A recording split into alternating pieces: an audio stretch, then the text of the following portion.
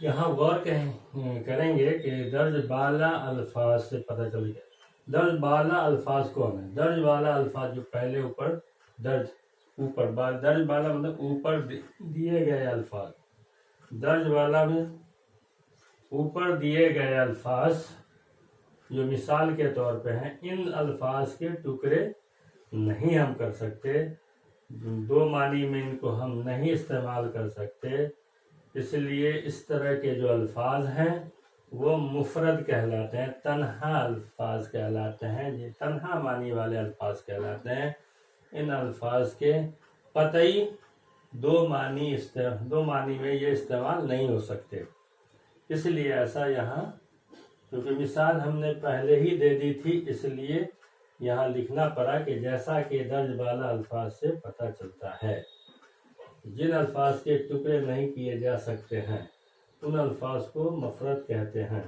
ऐसे अल्फाज एक ही मानी में इस्तेमाल होते हैं, जैसा कि दर्ज वाला अल्फाज से पता चलता है। दर्ज वाला अल्फाज जैसे किताब, कलम, कुर्सी, ज़मीन, आसमान, पत्थर, आम, शाम, दाम, काम, दीवार वगैरह, ये जो अल्फाज सब हैं, ये इस तरह के जो बहुत सारे अल्फाज हैं जिनको टुकड़ों में तकसीम करके हम दो मानी में नहीं इस्तेमाल कर सकते हैं, तो इस तरह के जो अल्फाज हैं वो मुफरद अल्फाज कहलाएंगे।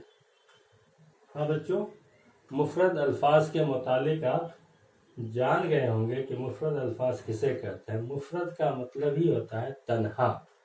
तन्हा मानी में इस्तेमाल होने वाले अल्फाज या वो लफ्ज़ जो तन्हा मानी में इस्तेमाल होता है, उसको तोड़ करके हम दो मानी में इस्तेमाल नहीं कर सकते, तो ऐसा लफ्ज़ जो है मुफरद लफ्ज़ कहलाता है। तो इस तरह के जितने भी अल्फाज हैं जिनको हम तन्हा मानी के अलावा दीगर मानी में, दूसरे मानी में इस्तेमाल नहीं कर सकते, उनके एक ही लफ्ज़ के दो मानी में मानी हम नहीं बना सकते, तो ऐसे ही अल्फाज को हम मुफरद कहते हैं। तो आपने इन अल्फाज के मुतालिक जान लिया होगा कि मुफरद अल्फाज किसे कहते हैं। हमको लगता है कि आप लोगों को ये मुफरद अल्फाज समझ में आ गया होगा, इसमें कोई दिक्कत आपको नहीं होनी चाहिए। तो बच्चों, हम आगे बढ़ते हैं मुरक्कब अल्फाज की तरफ। अब आप देखेंगे कि मुरक्कब अल्फाज क्या है, उसकी तारीफ क्या है, और फिर कौन कौन से अनासिर उसमें शामिल हैं, क्या क्या चीज़ें उसमें आती हैं, किस तरह से वो बनते हैं और किस तरह से उसकी वजाहत क्या है, वो आप जानेंगे। तो आइए अब हम मुरक्कब अल्फाज की तरफ गामज़न होते हैं। आइए मुरक्कब अल्फाज।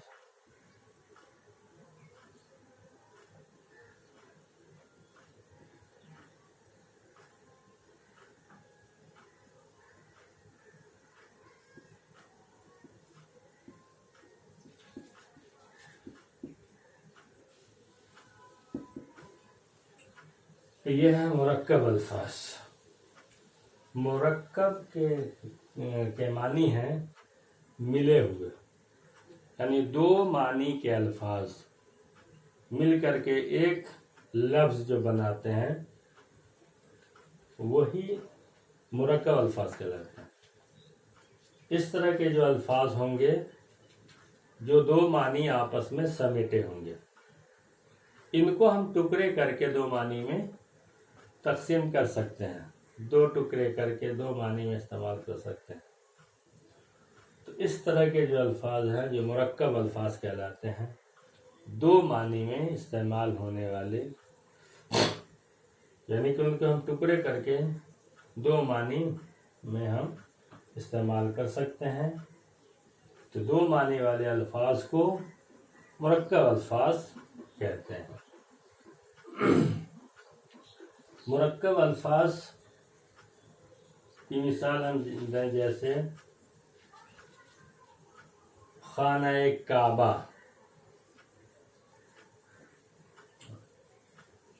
یا پھر کتب خانہ۔ کتب خانہ بظاہر ایک لفظ لگتا ہے، کتب خانہ دیکھنے میں لگتا ہے کہ ایک لفظ ہے، لیکن یہ ایک لفظ نہیں ہے، اس میں دو لفظوں کی شمولیت ہے، دو لفظ اس میں ملے ہوئے ہیں، کتب اور خانہ۔ یعنی کہ کتب کے معنی کتابیں، یعنی کتاب کی جمع ہے، جہاں لائبریری جس کو کتب خانہ لائبریری کو کہتے ہیں، یعنی بہت ساری جہاں کتابیں ہوتی ہیں، اور خانہ معنی ہوتا ہے گھر۔ تو کتب خانہ کا مطلب کتابوں کا گھر، یعنی لائبریری جہاں بہت ساری کتابیں، مختلف طرح کی کتابیں رکھی جاتی ہیں یا پائی جاتی ہیں، تو اس کو ہم کتب خانہ کہتے ہیں۔ تو یہ سب مرکب الفاظ کہلائیں گے۔ اسی طرح سے مرکب الفاظ کی بہت ساری مثالیں ہیں آپ کو، جیسے گلدان، خوش مزاج، سفید پوش، سیاہ قلب، شریف النفس وغیرہ، اس طرح کے جو الفاظ ہیں وہ سب مرکب الفاظ کہلاتے ہیں۔ تو آئیے ہم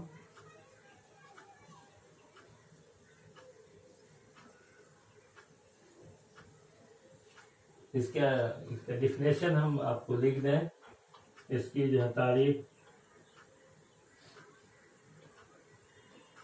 اردو زبان میں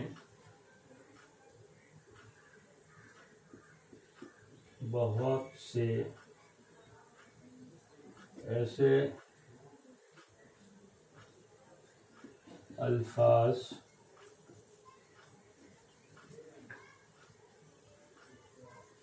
ہیں جو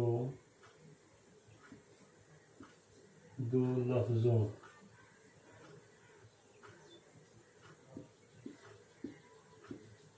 لفظوں سے مل کر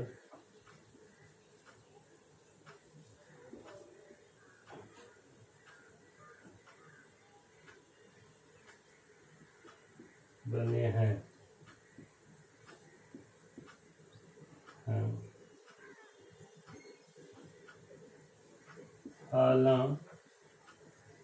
حالانکہ وہ ظاہر میں مفرد یعنی کہ تنہا معلوم ہوتے ہیں، دیکھنے سے وہ تنہا معلوم ہوتے ہیں، لیکن دو الفاظ اس میں شامل ہوتے ہیں۔ جیسے دیکھیے گلدان،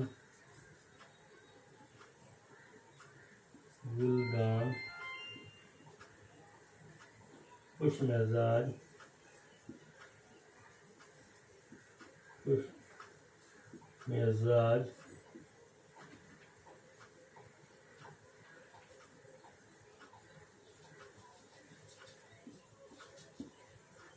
کتب خانہ،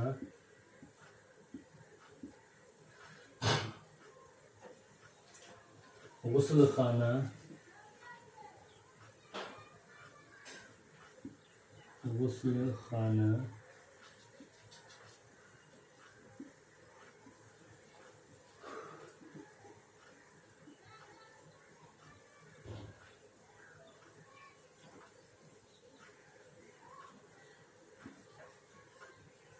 عزت دار،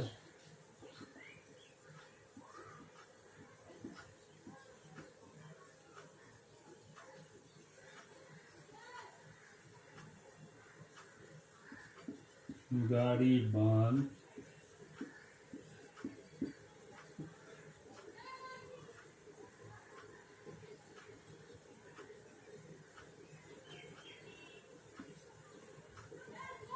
سفید پوش،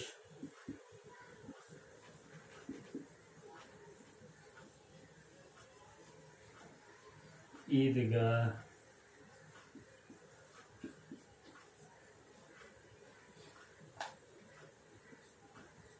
روشن دان،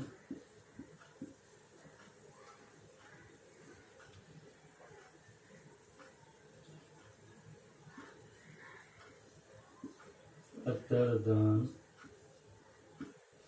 وغیرہ۔